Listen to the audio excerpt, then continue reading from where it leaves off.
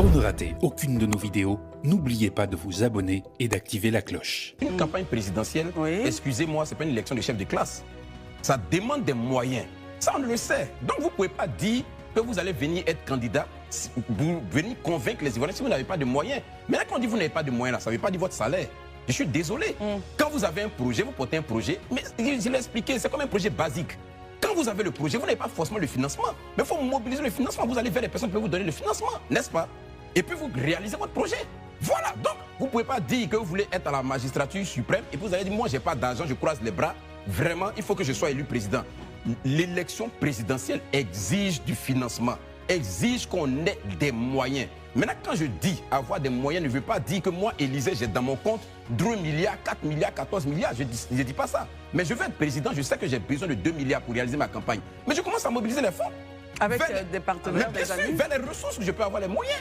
Vers des personnes qui peuvent m'accompagner, ceux qui portent ma vision, qui éventuellement peuvent m'accompagner dans ce projet.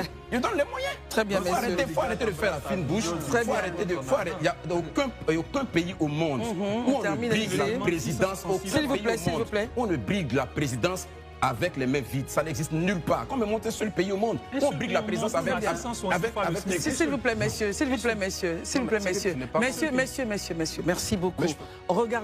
Regardons justement le démenti, justement pour faire une annexe à ce sujet-là, le démenti porté par l'avocat maître Dadje de la candidate Simone Gbagbo, qui a démenti avoir justement demandé du financement. Et puis on embraye en même temps, messieurs, avec le communiqué qu'elle a produit, disant justement qu'elle se retire de la CAPSI pour pouvoir se concentrer momentanément, sur son projet, justement pour devenir président de cette nation. Docteur Barry.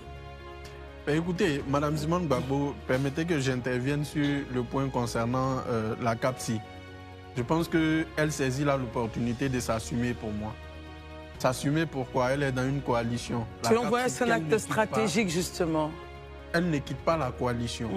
C'est un discours politique, en fait. À la réalité, elle quitte la coalition. C'est l'autre chose. Les hommes politiques, il y a ce qu'ils disent et à ce qu'ils laissent. Donc, vous dites qu'elle quitte selon vous Pour moi, elle quitte.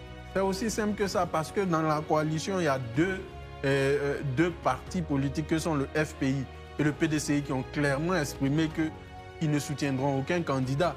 Donc, à quoi ça sert ou bien qu'est-ce que ça rapporterait à Mme Simone Gbagbo de continuer à siéger au sein de CAPSI alors que le président, qui est le président Thiam, qui avait été désigné par ses pairs, n'est pas là, il n'est pas candidat et son parti a dit clairement que lui, il est dans une logique de contestation du mandat